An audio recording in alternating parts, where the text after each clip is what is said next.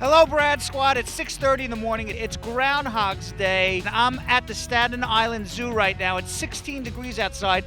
Feels like it's almost zero. And I'm waiting here at the entrance for Groundhog's Day celebration. And for Groundhog Sam is supposed to meet me. I'm here.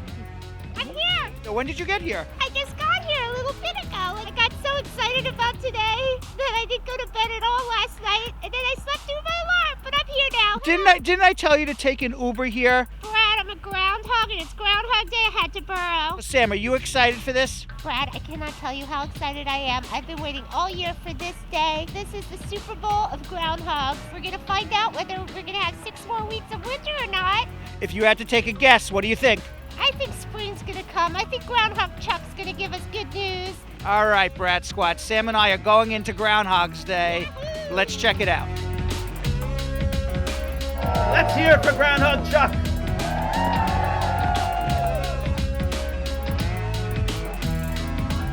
Chuck is a little bit of a diva, so we'll see how it goes this morning. We know that he bit the former mayor, but he's a star, and I am honestly just as happy to share the stage with him. And of course, I will address him by his proper name, Mr. Charles B. Hogg.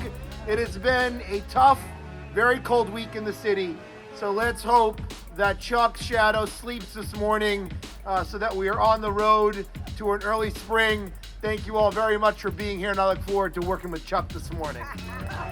Staten Island Chuck is the best groundhog congressman in the nation, and will be good to us today. And I'm going to need everybody's help today to wake Chuck up. And now, students and all our guests, make some noise. Let's do the countdown with the screens. 10.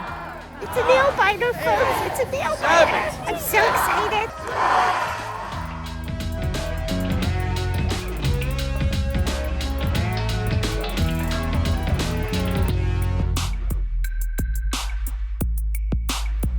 We're gonna have an early spring, no shadow from Chuck this morning. Everyone celebrate. I'm here with Fred and Jessica. We're all warming up inside. How often have you been coming here to Groundhog's Day in Staten Island? We came twice, or this is the third time. And you come and see Chuck say it's going to be spring. You should open the pool. Chuck was the reason. Chuck was the reason. Chuck comes and Chuck is the reason. So do you know what day now you have to call the pool guy to open the pool? April 1st. April Fool's Day, we open the pool. So I'm with Ed Burke, the Deputy President of the Borough of Staten Island. Ed, I'm still keeping my hat on. I'm thawing out. Much colder than we thought it was going to be, huh? It was much colder than I thought it was going to be, even for Groundhog Day. Yeah. But you know what? The adrenaline really pumps in me. I'm so excited about Groundhog Day, not just for the fun of this ritual, but I know the kids love it. The kids feel Chuck is a celebrity, and we call him an animal ambassador because once we get the interest of the children, then we can talk about more serious issues, like climate and endangered species. So Chuck is a great entry point for all those important animal issues we want to talk about. How many Groundhog Days have you been attending? It's like over 30 years I've been involved with them, but it's been for the past 8 years that I've been master of ceremonies. Do you remember any Groundhog Days that pop in your head that were more exciting or more special, or are they all special in their own way? They were all special in their own way, but let's face it, when the groundhog bit Mayor Bloomberg, it was the bite heard around the world. I couldn't believe how many people focused on that. And then Mayor de Blasio also, the groundhog, leapt out of his arms. So, those two kind of big media events led to this now new tradition where it's all hands-free. The groundhog is in his habitat, and that's the way we do it now. And it's kind of a multicultural kind of event. It's become everybody's. It's embraced really as an Americana kind of event. And are you aware of your immigration background? My mother's side immigrated from Italy at the turn of the century. We had his name in Ellis Island when they did that wonderful promotion about highlighting the immigrant experience. And on my father's side, the immigration was from Sweden and Norway. If you've achieved your American dream here. I have achieved my American dream. I have a great family. We have a great life where we're able to do things together.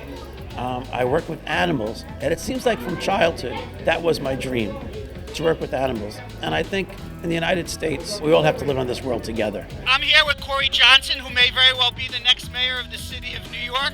So what inspired you to come out here on this very, very cold morning, Corey? This is a New York City tradition. We are so proud of the Staten Island Zoo and Staten Island Chuck, this your first time here? My first time. So what do you think about Chuck's prediction? You think we're going to get an early spring? Well, the good thing about meteorologists is that no one can really do anything if they're wrong. So I hope he's right. I'm praying that he's right. I'm not a fan of winter. Are you aware of the history of Groundhog's Day? It started by immigrants. It started by immigrants in western Pennsylvania, I believe. That's correct. It was started by Germans who came here and brought the tradition over from Germany. Gobbler's Notch. Do you know your immigration story? My mother is 100% Irish, and my father, my biological father, was born in Seoul, South Korea, to a Korean woman and an American soldier stationed there for the war. He was put in an orphanage as a baby, and he was adopted by an American couple, so I'm Irish-Korean.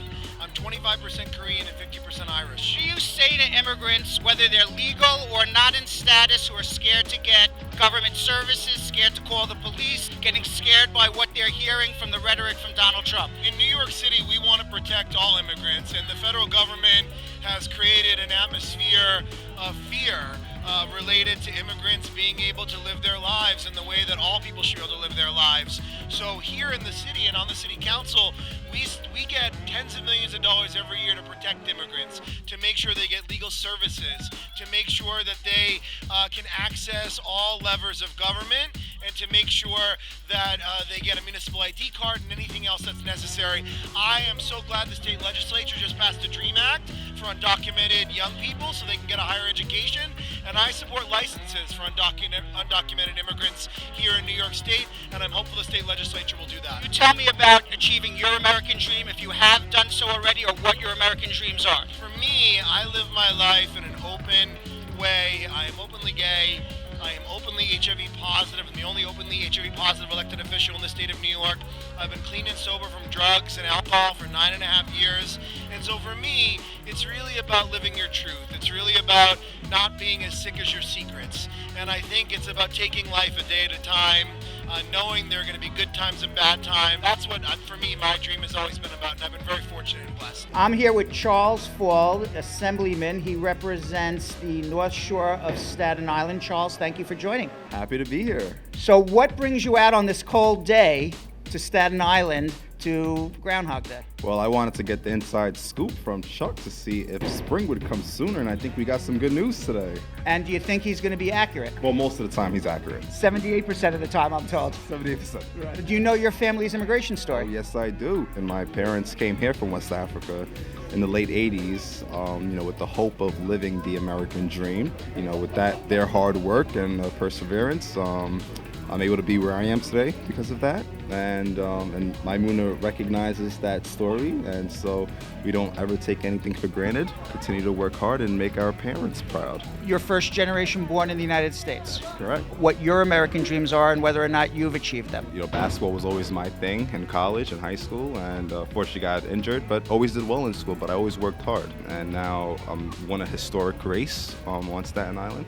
It's very inspiring to, especially like a lot of minorities in our community, that have always felt that they never had a place in government, and always encouraging folks to just get engaged and involved, right? But the whole idea is that folks know that there is a possibility as long as you do work hard. I'm here with Patrick Raftery. He does all the music here at Groundhog Chuck celebration at the Staten Island Zoo. Patrick, thanks for coming on our show. Absolutely, it's my pleasure. So how many years have you been doing the music here at Groundhog Day? I think it's been 8 or 9. I'm not exactly sure. It's been too cold for my memory to work, but it's been a while. Is this the coldest Groundhog's Day you've participated in? It is one of the coldest. I think there was one where we actually had ice and snow coming down, and that was probably the coldest. You do this for a living. You write and perform children's music. Yep. Tell me all the different places you performed and where we can find some of your music. I'm at musicwithpatrick.com, and I play at New York Public Libraries all throughout. My next show actually is at the main branch, the Children's Center. I play at Staten Island Zoo, Children's Museum, camps, schools, everything you can possibly imagine.